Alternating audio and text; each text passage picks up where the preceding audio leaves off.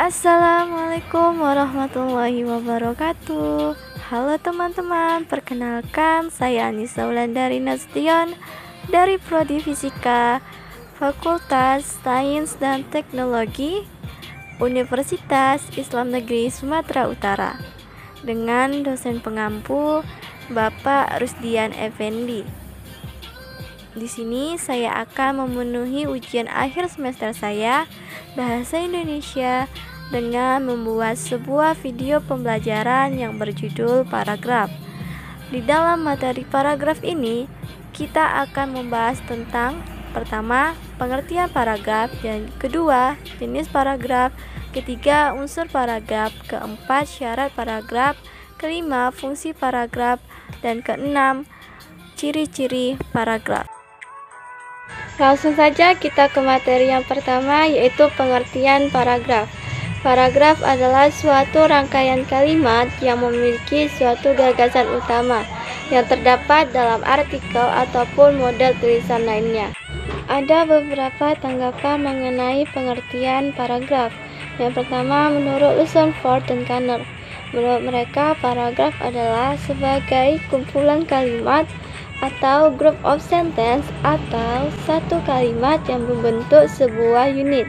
Yang kedua, menurut para pelajar, menurut mereka paragraf adalah kelompok kalimat yang sedikitnya memiliki atas 5 kalimat, dan bahkan ada juga yang mengartikan paragraf sebagai setengah dari halaman.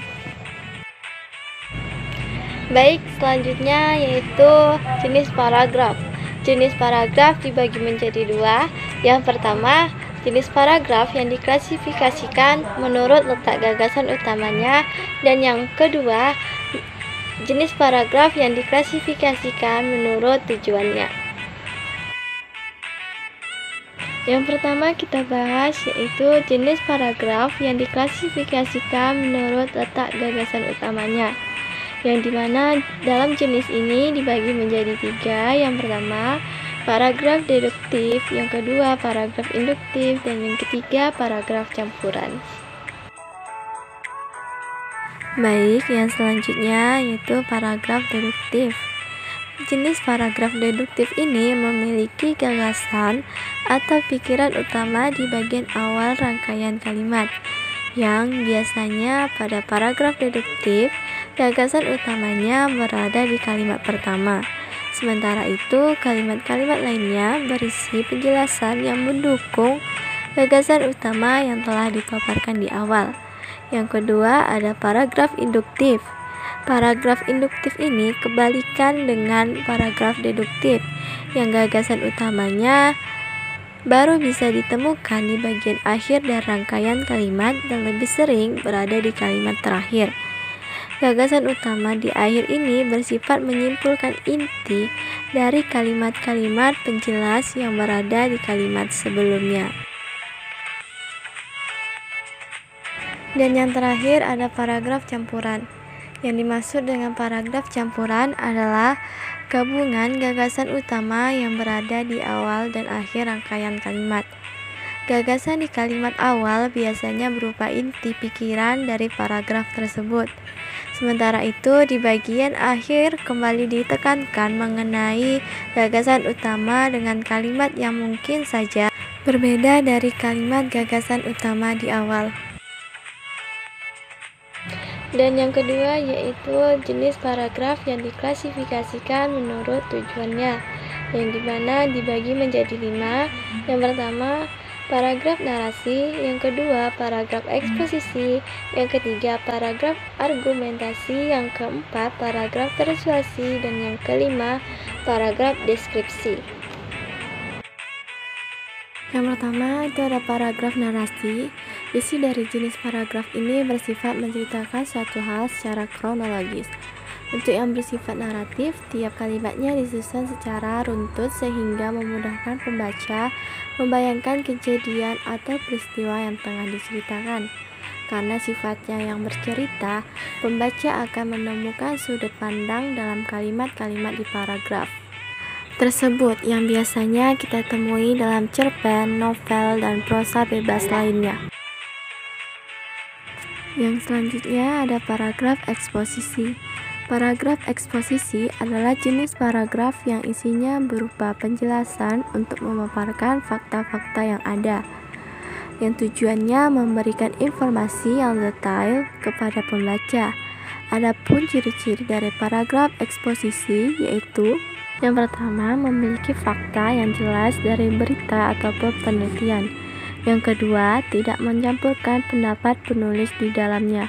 Paragraf eksposisi ini sering kita jumpai pada artikel-artikel berita.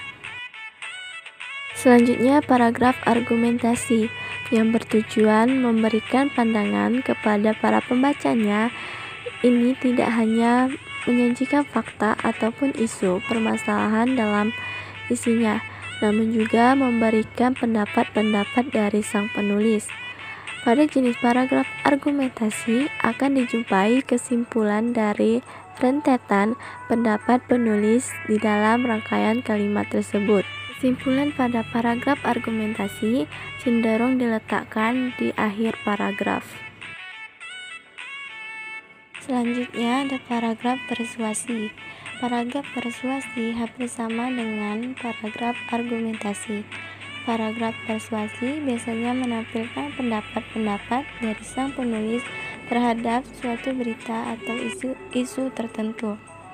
Kalimat-kalimat yang isinya bertujuan memengaruhi pembaca ini cenderung mengandung kata-kata ajakan atau imbauan, seperti ayo dan mari. Kata dan gaya bahasa yang digunakan pun dipilih yang semenarik mungkin untuk semakin meyakinkan pembaca atas ajakan tersebut.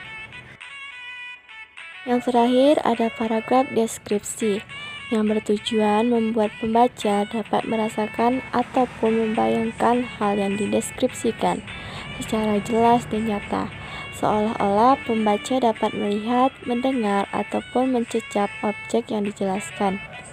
Isinya merupakan gambaran lengkap dari sebuah objek yang disusun dalam kalimat-kalimat.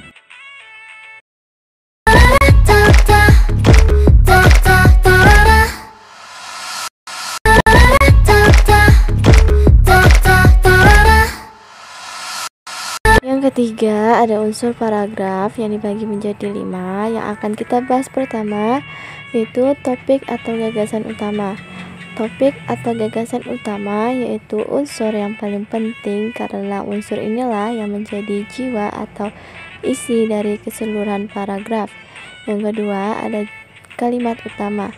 Kalimat utama adalah sebuah kalimat yang sifatnya umum yang dikarenakan supaya dapat dikembangkan kembali dengan kalimat-kalimat penjelas. Yang ketiga ada kalimat pendukung. Kalimat pendukung yaitu suatu kalimat yang mengandung gagasan-gagasan penjelas. Yang keempat ada penegasan. Fungsi dari penegasan yaitu untuk menambah daya tarik sebuah paragraf, menghindari kebosanan saat membacanya, dan sebagai penegas atau pengulang gagasan utama. Dan yang terakhir dari unsur paragraf ada transisi. Supaya menjadi sebuah paragraf yang padu, kalimat-kalimat di dalam paragraf disusun dengan menggunakan transisi atau konjungsi. Konjungsi di sini dibagi dua, yaitu pertama konjungsi intrakalimat dan yang kedua ada konjungsi antar kalimat. Konjungsi intrakalimat yaitu kata sambung yang menghubungkan antara induk kalimat dengan anak kalimat, seperti contohnya dan, tetapi, karena, agar, dan lain-lain. Konjungsi antar kalimat yaitu sebuah konjungsi yang menghubungkan antara kalimat-kalimat yang ada di dalam paragraf, seperti lagi pula, oleh karena itu, terlebih lagi, namun, dan lain-lain. Selanjutnya ada syarat paragraf. Syarat paragraf dibagi menjadi 3. Yang pertama, kesatuan atau unity. Maksudnya yaitu suatu paragraf harus dibangun dengan satu pikiran yang jelas dan diuraikan ke dalam bentuk pikiran pokok dan beberapa pikiran jelas. Yang kedua, syaratnya ada kepaduan atau koherensi. Kepaduan terwujud dari hubungan kompak antara kalimat pembentuk paragraf. Kepaduan yang baik terjadi jika hubungan timbal balik antar kalimat wajar dan mudah dipahami. Dengan memakai kata ganti, kata penghubung, serta perincian dan urutan pikiran.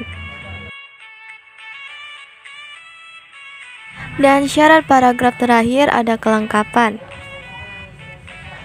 Suatu paragraf dikatakan lengkap jika berisi kalimat-kalimat penjelas yang cukup untuk menunjang kalimat pokok. Materi yang kelima yaitu fungsi paragraf. Di sini fungsi paragraf ada 4. Yang pertama, berfungsi untuk mengekspresikan gagasan dalam bentuk tulisan dengan memberikan suatu bentuk pikiran dan perasaan dengan serangkaian kalimat yang tersusun secara logis dalam satu kesatuan. Fungsi yang kedua yaitu untuk memudahkan dalam pengendalian variabel, terutama karangan yang terdiri dari beberapa variabel. Fungsi yang ketiga yaitu untuk menandai peralihan gagasan baru bagi karangan yang terdiri beberapa paragraf. Ganti paragraf berarti ganti pikiran juga. Dan yang fungsi terakhir untuk memudahkan dalam pengorganisasian gagasan bagi yang menulis dan memberikan kemudahan pemahaman bagi pembacanya. Dan yang terakhir ada ciri-ciri paragraf.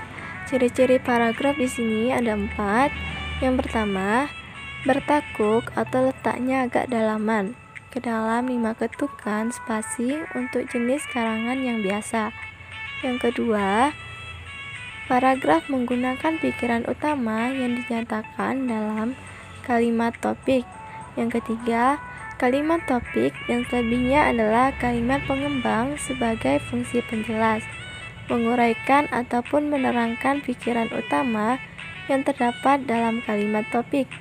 Dan yang ciri-ciri yang keempat itu paragraf menggunakan pikiran penjelas yang dinyatakan dalam kalimat penjelas. Yo, I ain't here for the money, I ain't here for the fame. Though it might be nice to own a jet plane, I'ma do it all for you, come along and see the truth. Yo, I ain't here for the money, I ain't here for the fame. Though it might be nice to own a jet plane, I'ma do it all for you.